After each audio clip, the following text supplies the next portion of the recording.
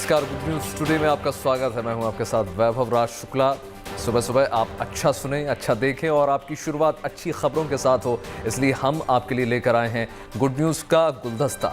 सियासत से लेकर सिनेमा तक और खेल की दुनिया से आर्थिक जगत तक हर तरह की गुड न्यूज़ जहां मिलेगी आपको महज 1 मिनट में।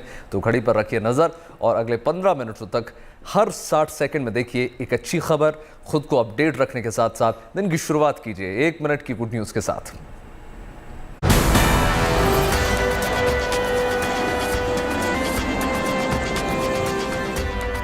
भारतीय वायुसेना की ताकत में और इजाफा हो रहा है। वायुसेना को दुनिया की सबसे ताकतवर मिसाइल ब्रह्मोस का नया और ज्यादा खतरनाक वर्जन अब मिल गया है। वायुसेना के लिए ब्रह्मोस क्रूज मिसाइल का नया अपग्रेडेड एयर लॉन्च वर्जन तैयार किया गया है, जिसकी रेंज 800 किलोमीटर है। अंडमान और निकोबार में सतह से सतह पर मार करने वाली इस ब्रह्मोस सुपरसोनिक क्रूज मिसाइल के नए वर्जन का सफल परीक्षण भी कर लिया गया है।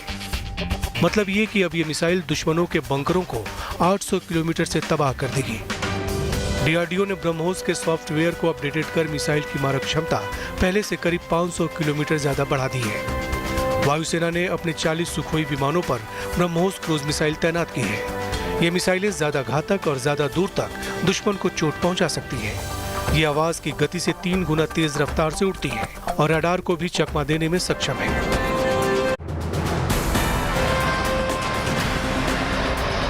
भारत ने भूख से बेहाल अफगानिस्तान के लोगों को मानवीय मदद के तहत 10,000 क्विंटल गेहूं की एक और खेप अफगानिस्तान रवाना की। अमृतसर से अटारी वाघा बॉर्डर के रास्ते इस खेप को सड़क के रास्ते अफगानिस्तान के लिए रवाना किया गया। आज ये 5वीं खेप जा रही है, तो ये पांचों फेज मिलके हमारे 10,000 टन कंप्लीट हो गया आज। अब तक भारत इस तरह की 5 खेप अफगानिस्तान के लोगों की मदद के लिए भेज चुका है। भारत ने 2500 मीट्रिक टन गेहूं की पहली खेप 22 फरवरी को पाकिस्तान के रास्ते अफगानिस्तान भेजी थी। ये गंदम ने, हिंदुस्तान वाला ने गंदम दिया, माशाल्लाह बहुत अच्छा गंदम है।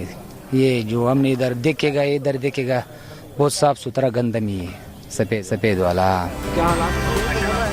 भारत ने अफगानिस्तान में नए तालिबानी शासन को भले ही मान्यता न दी हो, लेकिन अफगानिस्तान के लोगों के लिए भारत लगातार मानवीय सहायता भेज रहा है।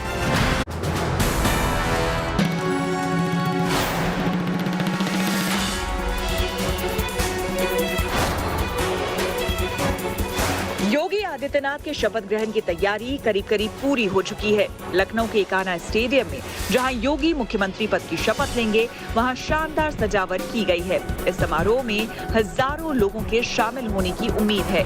इस समारोह में 200 से ज्यादा वीवीआईपी भी शरीक होंगे, जिनके लिए खास इंतजाम किए गए हैं। मैं इस समय पर एकाना स्टेडियम में मौजूद हूँ।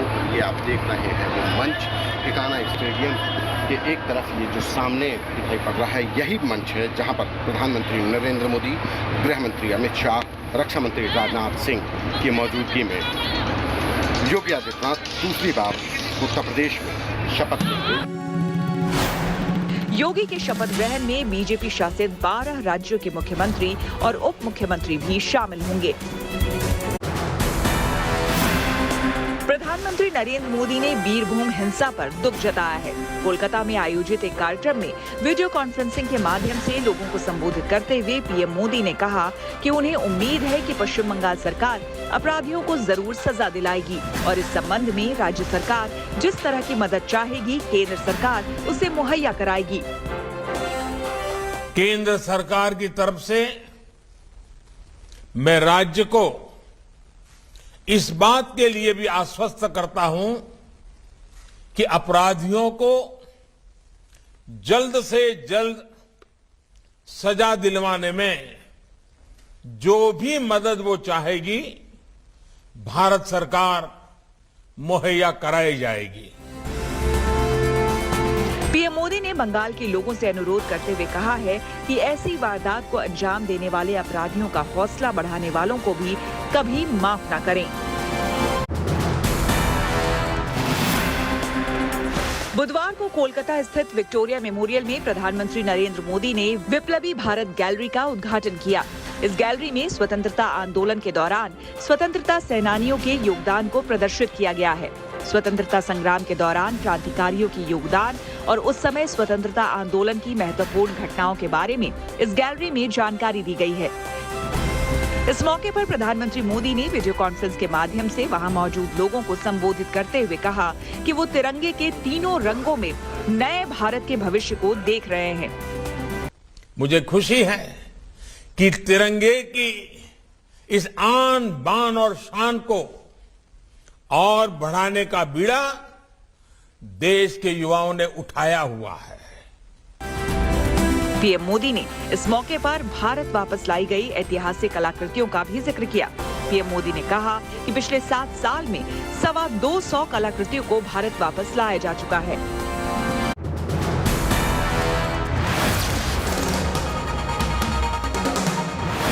पंजाब का मुख्यमंत्री बनने के बाद आज पहली बार भगवंत मान प्रधानमंत्री नरेंद्र मोदी से मुलाकात करेंगे। आज दोपहर 1 बजे मान की प्रधानमंत्री से मुलाकात होगी।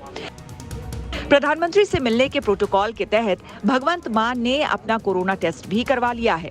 उनकी टेस्ट रिपोर्ट नेगेटिव आई है। ये एक शिष्टाचार भेंट होगी। असल में किसी भी राज्य का मुख्यमंत्री बनने के बाद नेता प्रधानमंत्री से शिष्टाचार भेंट करते हैं। मंगलवार को ही भगवंत मान ने ट्विटर पर जानकारी दी थी कि उन्होंने प्रधानमंत्री और गृह मंत्री से मिलने के लिए वक्त मांगा है। भगवंत मान ने 16 मार्च को ही शहीद आजम भगत सिंह के गांव खटकड़ कला में पंजाब के मुख्यमंत्री पद की शपथ ली थी। तब प्रधानमंत्री ने उन्हें बधाई देते हुए भरोसा दिलाया था कि केंद्र सरकार और राज्य सरकार मिलकर पंजाब की तरक्की के लिए काम करेंगे। फोन नंबर तुसी नोट कर लो 9501 200 200 यानी कि 9501 200 200। ये नंबर पंजाब में नया प्रयोग है जिसके सहारे आम आदमी पार्टी की सरकार भ्रष्टाचार को खत्म कर देने का दावा कर रही है। भ्रष्टाचार मिटाने के लिए पहली बार दिल्ली की केजरीवाल सरकार ने मोबाइल नंबर जारी किया था। केजरीवाल की तर्ज पर ही भगवंत मान ने एंटी करप्शन एक्शन लाइन का आगाज कर दिया। दावा किया कि अफसर हो या मंत्री अगर कोई रिश्वत मांगता है तो उसके खिलाफ सख्त कार्रवाई होगी। लोगों को बस इतना करना है कि रिश्वत मांगते हुए लोगों का वीडियो या ऑडियो रिकॉर्ड करके व्हाट्सएप पर भेजना है। बाकी का काम सरकार का होगा। जे तुहाडे तो कोई रिश्वत मंगदा है ਜਾਂ ਤੁਹਾਨੂੰ ਕਹਿੰਦਾ ਕਿ ਕੰਮ ਤੇਰਾ ਮੈਂ ਤਾਂ ਕਰਾਉਂਗਾ ਪਹਿਲਾਂ ਮੈਨੂੰ ਆ ਕਮਿਸ਼ਨ ਦੇ ਤਾਂ ਉਹਨੂੰ ਮਨਾ ਨਾ ਕਰਿਓ ਵੀਡੀਓ ਬਣਾ ਕੇ ਇਸ ਨੰਬਰ ਤੇ ਭੇਜ ਦਿਓ। इलेक्ट्रिक कार का सपना देखने वालों को केंद्रीय मंत्री नितिन गडकरी ने गुड न्यूज दी है। दावा किया है कि अगले 2 साल में इलेक्ट्रिक व्हीकल की कीमत डीजल पेट्रोल से चलने वाली गाड़ियों के बराबर हो जाएगी। इलेक्ट्रिक की आज से मैक्सिमम 2 साल के अंदर पेट्रोल की स्कूटर मोटरसाइकिल, पेट्रोल की ऑटो रिक्शा और पेट्रोल की कार, इसके बराबर इलेक्ट्रिक की कार, स्कूटर, ऑटो रिक्शा की कीमत होगी। दरअसल बैटरी की वजह से इलेक्ट्रिक गाड़ियों की कीमत ज्यादा होती है। ज्यादातर इलेक्ट्रिक कारों में लिथियम आयन बैटरी का इस्तेमाल किया जाता है और सरकार का दावा है कि लिथियम आयन बैटरी की कीमतें लगातार कम हो रही हैं, जिसके चलते बैटरी की कीमत कम होगी और इलेक्ट्रिक कारों की कीमतों में भी कमी आ जाएगी। इसके अलावा इलेक्ट्रिक व्हीकल के लिए जिंक आयन, एल्यूमिनियम आयन और सोडियम आयन बैटरी बनाने पर काम किया जा रहा है, जिससे गाड़ियों पर होने वाला खर्च 10 गुना कम हो सकता है।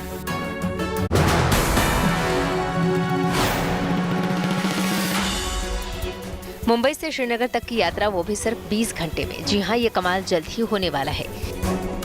केंद्रीय सड़क, राजमार्ग और परिवहन मंत्री नितिन गडकरी ने संसद को बताया है कि इस साल के अंत तक सरकार उस प्रोजेक्ट को पूरा करने की कोशिश में है जिससे श्रीनगर से 20 घंटे में मुंबई पहुंचा जा सके।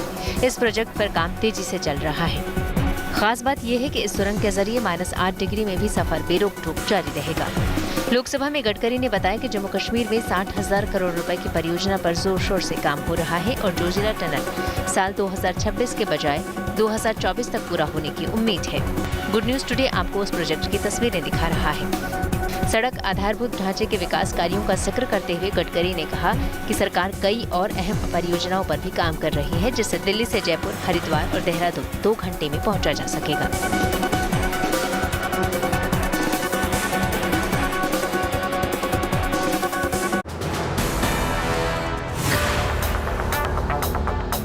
आने वाले दिनों में दिल्ली की ट्रैफिक व्यवस्था में होगा बड़ा सुधार।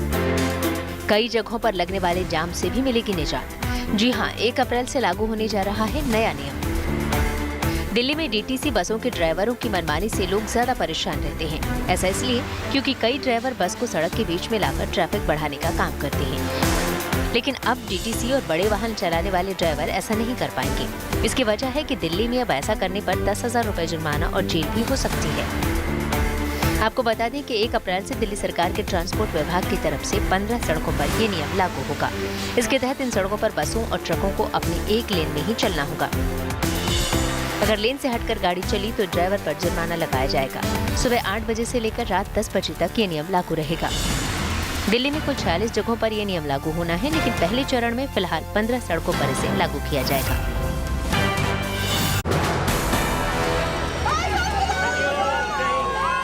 लेखक, चिंतक, पर्यावरणविद और ईशा फाउंडेशन के संस्थापक सद्गुरु जग्गी वासुदेव मिट्टी संरक्षण के महत्व को दुनिया को बताने के लिए बड़े अभियान पर निकल पड़े हैं।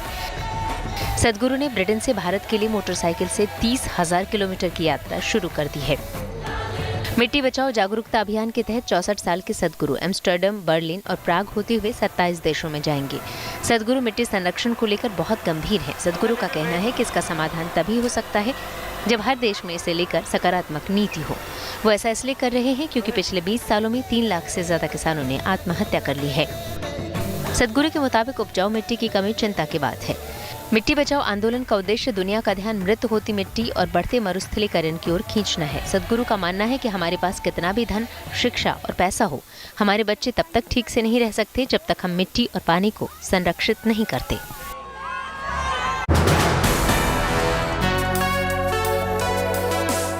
धरती के स्वर्ग की सैर पर जा रहे लोगों के लिए एक बेहद अच्छी और काम की खबर है। कश्मीर में एशिया के सबसे बड़े ट्यूलिप गार्डन को पर्यटकों के लिए खोल दिया गया है। जम्मू कश्मीर के प्रमुख सचिव डॉक्टर अरुण मेहता ने इसका उद्घाटन किया। श्रीनगर की डल झील के किनारे जबरवन पहाड़ियों के बीच एक बड़े इलाके में ट्यूलिप गार्डन फैला हुआ है। हर साल इसे देखने के लिए बड़ी संख्या में पर्यटक पहुंचते हैं। उम्मीद है इस साल भी देश विदेश से लाखों सैलानी इन खूबसूरत नजारों का लुत्फ उठाने श्रीनगर पहुंचेंगे। आपको बता दें कि इस गार्डन में 60 किस्मों की 15 लाख से ज्यादा ट्यूलिप है। नजारा इतना खूबसूरत है कि इन्हें बार बार देखने को जी चाहता है। पिछले साल कोरोना महामारी के बावजूद 2 लाख से ज्यादा पर्यटक ट्यूलिप गार्डन का दीदार करने आए थे। खास बात यह है कि 2 लाख में से 80,000 पर्यटक विदेशी थे। प्रशासन को उम्मीद है कि कोरोना का डर खत्म होने की वजह से इस साल यहाँ पर्यटकों के आने के सारे रिकॉर्ड टूट जाएंगे।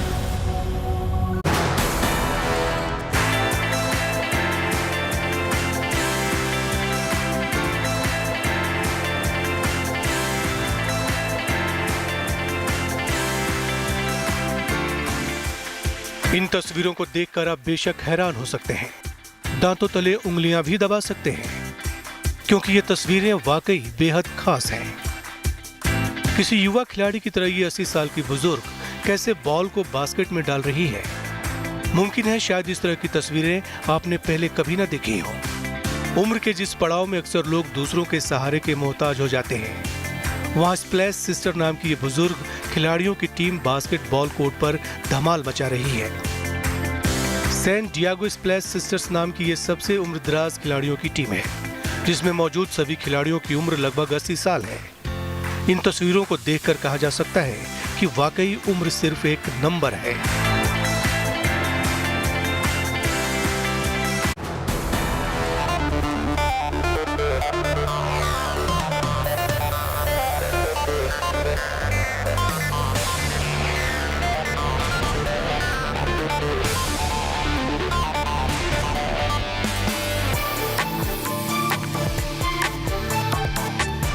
दुनिया की नंबर 1 महिला टेनिस खिलाड़ी एशले बार्टी ने खेल से संन्यास ले लिया। उन्होंने यह कदम महज 25 साल की उम्र में उठाया। बार्टी ने अपने करियर में 3 grand slam, French open, Wimbledon के अलावा इस साल ऑस्ट्रेलियन ओपन का खिताब भी जीता है। एशले बार्टी के पास आगे खेलने के लिए काफी लंबा वक्त था। उनके सामने टेनिस जैसे खेल में नई ऊंचाइयों को छूने की अपार संभावनाएं थी, लेकिन बार्टी ने अचानक खेल को अलविदा कह दिया।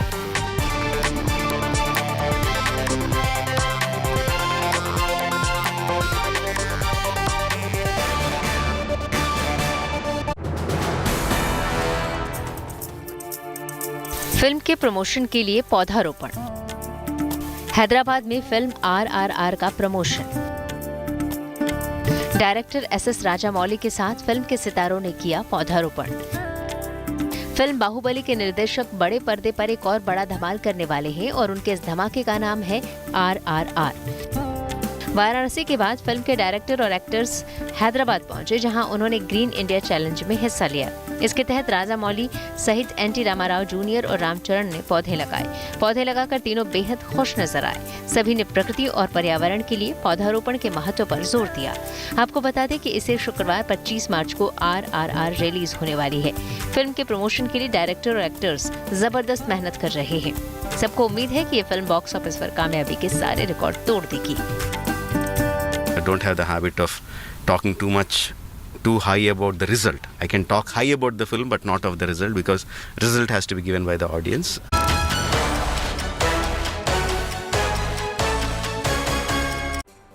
और आइए अब देख लेते हैं अच्छी बात अनूप जलोटा के साथ।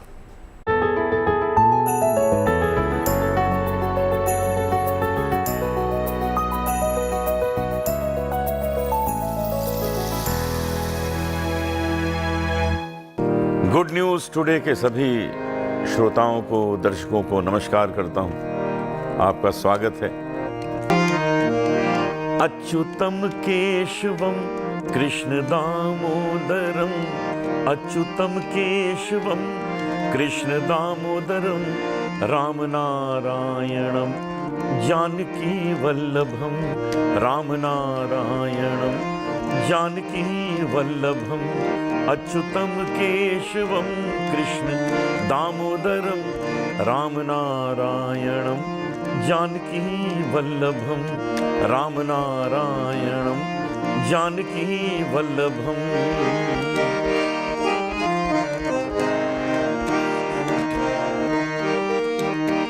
कौन कहता है भगवान आते नहीं,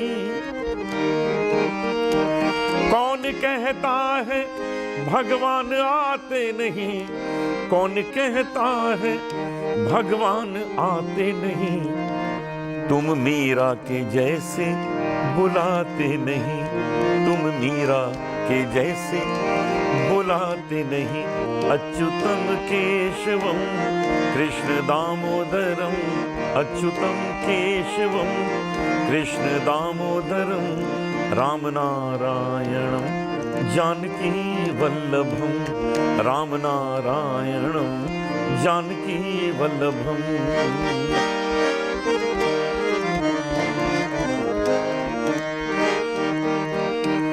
कौन कहता है भगवान खाते नहीं, कौन कहता है भगवान खाते नहीं, कौन कहता है भगवान खाते नहीं, बेरशबरी के जैसे तुम खिलाते नहीं, बेरशबरी के जैसे तुम खिलाते नहीं, अच्युतम केशवम कृष्ण दामोदरम, अच्युतम केशवम कृष्ण दामोदरम, राम नारायणम जानकी वल्लभम।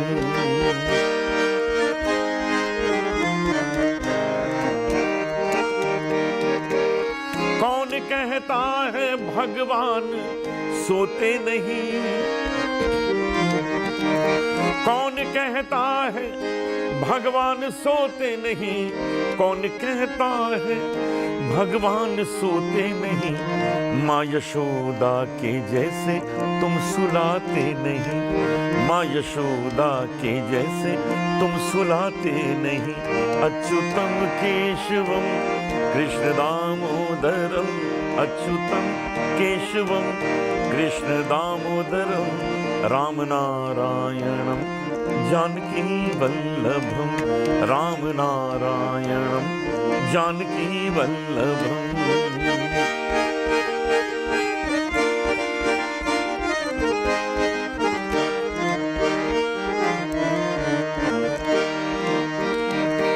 कौन कहता है भगवान नाचते नहीं, कौन कहता है भगवान नाचते नहीं, कौन कहता है भगवान नाचते नहीं। गोपियों की तरह तुम नचाते नहीं, गोपियों की तरह तुम नचाते नहीं। अच्युतम केशवम कृष्ण दामोदरम, अच्युतम केशवम कृष्ण दामोदरम, राम नारायणम जानकी वल्लभम, राम नारायणम जानकी वल्लभम, राम नारायणम जानकी वल्लभम।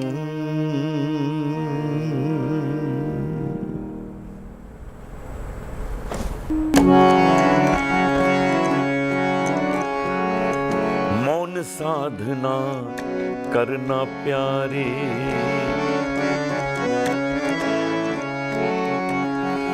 मौन साधना करना प्यारे, मौन सदा सुखदाई है। मौन साधना करना प्यारे, मौन सदा सुखदाई है।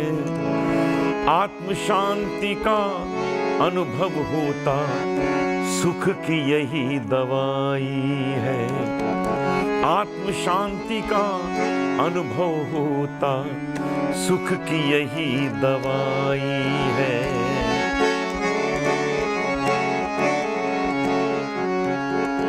वाणी का संयम रखता जो वचन सिद्धि हो जाती, वाणी का संयम रखता जो वचन सिद्धि हो जाती। कलह कभी हो नहीं सकती, शांति मन में समाती। मौन धार के महावीर ने जीवन ज्योति जगाई है, जीवन ज्योति जगाई है। मौन साधना करना प्यारे, मौन सदा सुखदाई है।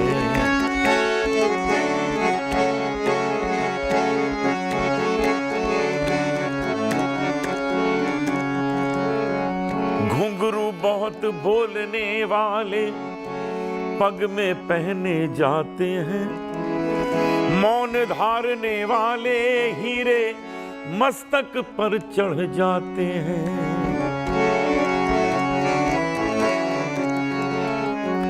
घुंघरू बहुत बोलने वाले पग में पहने जाते हैं, मौन धारने वाले हीरे मस्तक पर चढ़ जाते हैं।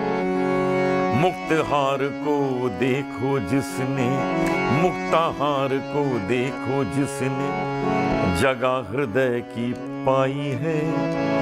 मौन साधना करना प्यारे, मौन सदा सुखदाई है, मौन सदा सुखदाई है।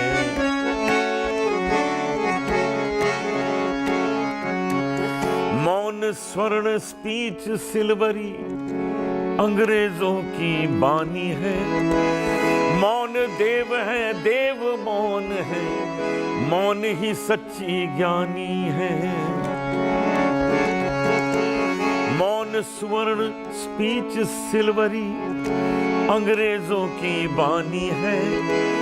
मौन देव है, देव मौन है, मौन ही सच्चे ज्ञानी है। मौन ही सर्वार्थ साधना, मौन ही सर्वार्थ साधना मन ने युक्ति बताई है। मौन साधना करना प्यारे, मौन सदा सुखदाई है, मौन सदा सुखदाई है।